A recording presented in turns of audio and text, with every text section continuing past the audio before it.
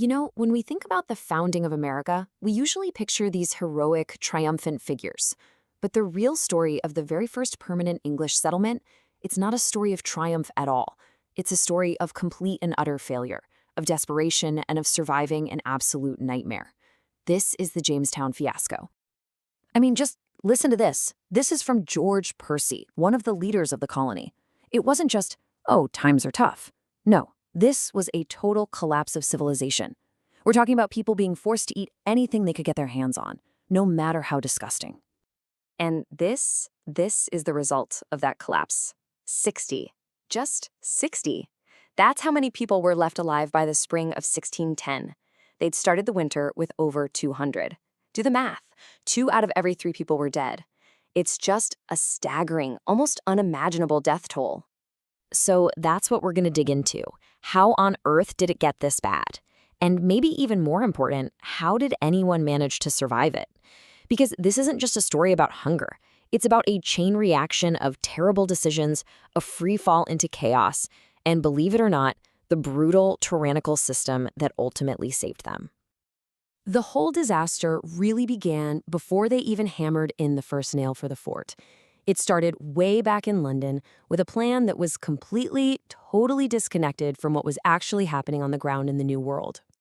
So let's break this down, because the gap between the plan and the reality is just huge. The Virginia Company, sitting comfortably in London, gives these specific instructions. Find a healthy, defensible spot. What do the colonists do? They pick a low, swampy island that's basically a breeding ground for disease. The company says, secure your food supply, but the settlers were so obsessed with finding gold to make their investors happy that they barely bothered to plant any crops. And their big plan to just trade for food? Yeah, that completely fell apart when their aggressive, strong-arm tactics turned the powerful Powhatan Confederacy from potential allies into deadly enemies.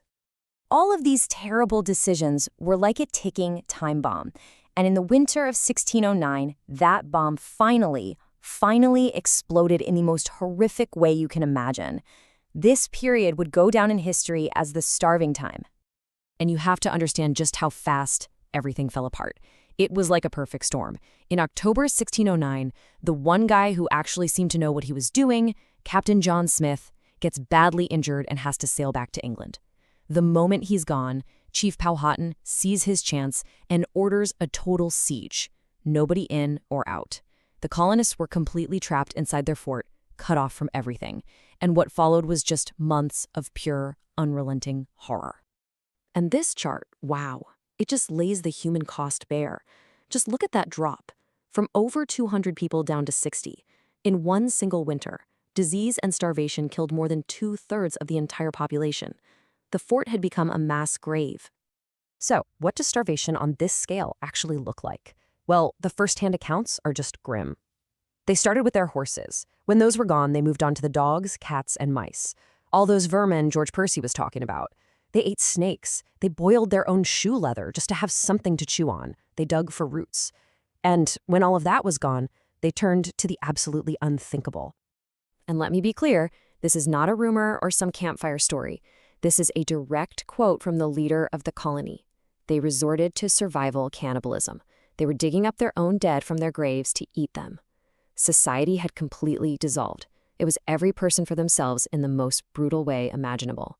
Right as the last few survivors were literally about to give up and abandon the colony for good, a new governor shows up with supplies and, more importantly, a new plan. But this wasn't a plan based on freedom or, cooperation. Oh no.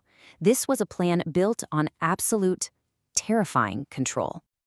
The solution to the total chaos of the starving time was this: the laws divine, moral, and martial. Let's just call it what it was: military law.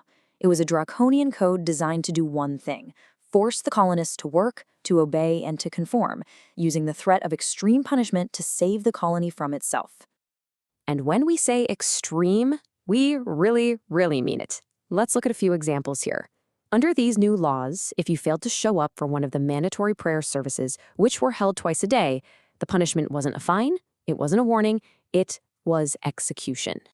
Okay, what about stealing food? That was a huge problem during the winter, right? Well, now it was a capital offense. The new leaders knew that if they couldn't control the food supply, they couldn't control anything. So they decided they would kill anyone who threatened it. Simple as that. Now this one, This one is fascinating. It became illegal to speak negatively about the colony.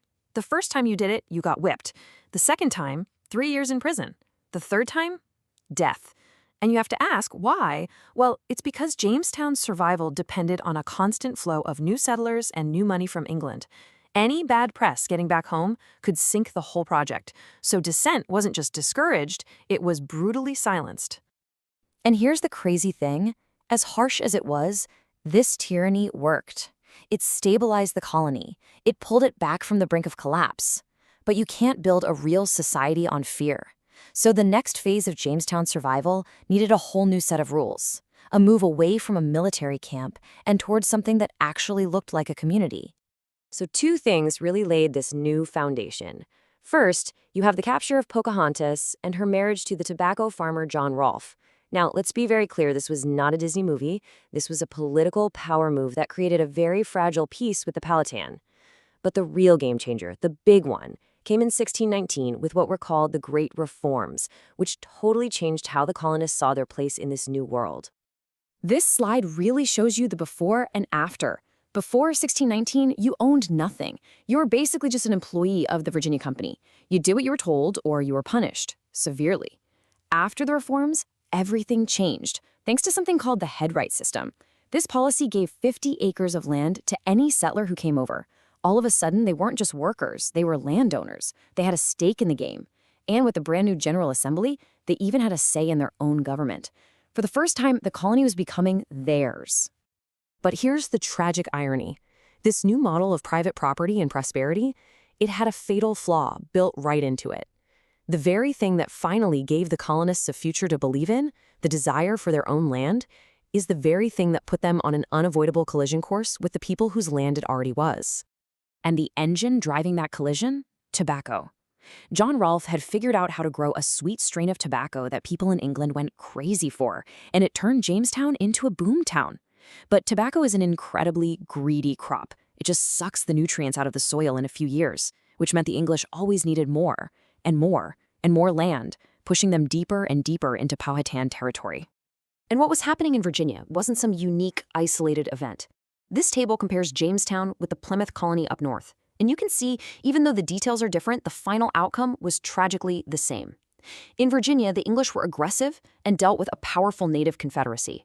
In Plymouth, the much weaker Pilgrims started with an alliance. But look at the fundamental flaw in both cases. The English had an insatiable hunger for land that eventually made any kind of long-term peace totally impossible. The model was doomed to fail. That piece of Pocahontas was never going to last. The endless spread of tobacco farms was destroying the very grounds the Powhatan needed to hunt and farm to survive. In 1622, Powhatan's successor, Opechancanough, decided that diplomacy was over. He launched this massive, coordinated surprise attack that killed nearly 350 colonists in a single day. The English response was swift, it was brutal, and it was final. They declared a policy of total war with the stated goal of annihilation. And this brings us right back to the central contradiction of Jamestown, doesn't it? The colony that created the first representative government in America, the very seed of our democracy, only survived because it first submitted to absolute military tyranny. Its success was built on the idea of individual land ownership, an idea which led directly to a war of extermination. So as we look back at these incredibly messy beginnings, it leaves us with a pretty heavy question. Was American society founded on a dream of freedom or on the brutal necessity of control?